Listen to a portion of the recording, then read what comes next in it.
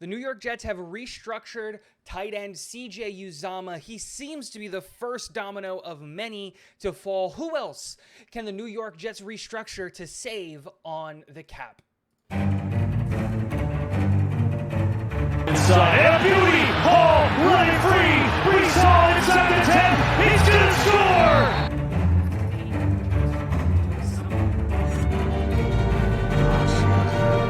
What is going on, guys? Welcome back to Talking Jets with Tigo. My name is Tigo.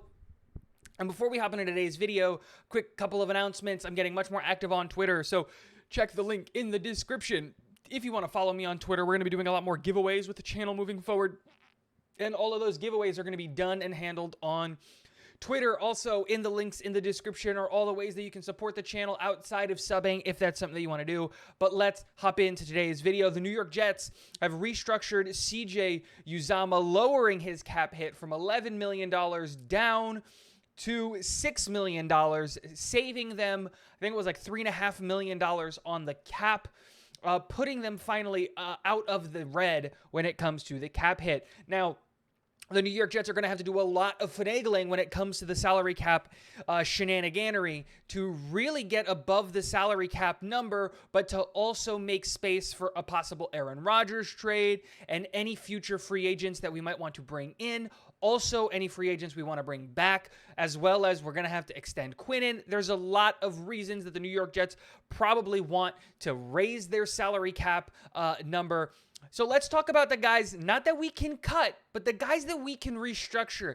Guys that are on the roster that we want to keep around, that we can keep around by restructuring their contract. And I think the biggest one that everybody's going to think about is going to be CJ Mosley. As of right now, he is a $21.5 million cap hit, and that's just not realistic. So what we can do is we can convert $15.8 million of his base salary into a signing bonus, converting him down to a $9.5 million cap hit, saving $11.8 million on the cap. If the New York Jets' only move this offseason was trading for Aaron Rodgers, restructuring CJ Uzomah and CJ Mosley would get it done. We can now go trade for Aaron Rodgers and fit him under the cap and be cap compliant. But we all know that that's not how it is. About 30% of an NFL roster sees turnover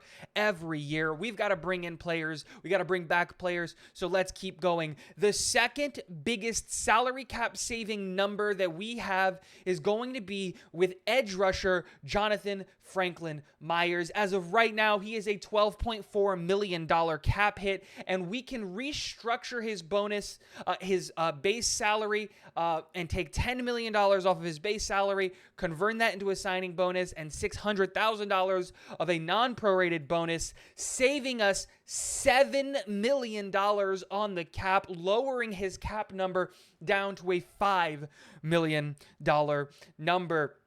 The next two guys are tied, and ironically, they're both on the offensive line, and they're probably going to be playing next to each other this upcoming season, and that's left tackle Dwayne Brown and left guard Laken Tomlinson. Dwayne Brown is going to be $11.2 million cap hit. We can turn $7.8 million of that into a signing bonus, as well as $1 million into a non-prorated bonus, saving us $5.8 million on the cap, turning him from an $11 million cap hit down to a $5 million cap hit. And the same thing goes for Laken Tomlinson. Laken Tomlinson right now is a $17.3 million cap hit. If we turn $11.5 million of his salary into a bonus, we can then save $5.767 million on the cap, turning his cap hit down from 16 or 17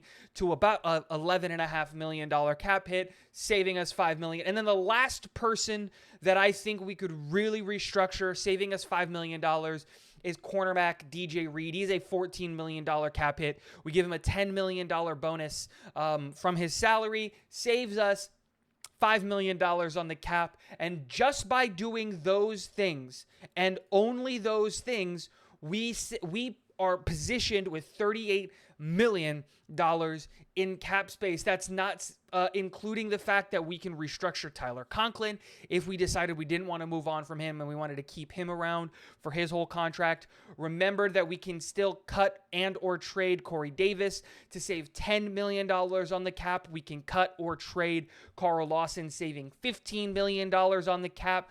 And I expect that a renegotiation and or cut possibility is going to happen with Jordan Whitehead and Braxton Berrios. The New York Jets are sitting pretty when it comes to the cap situation and how much money we can save. Expect a lot of news coming out of players being restructured in the coming days.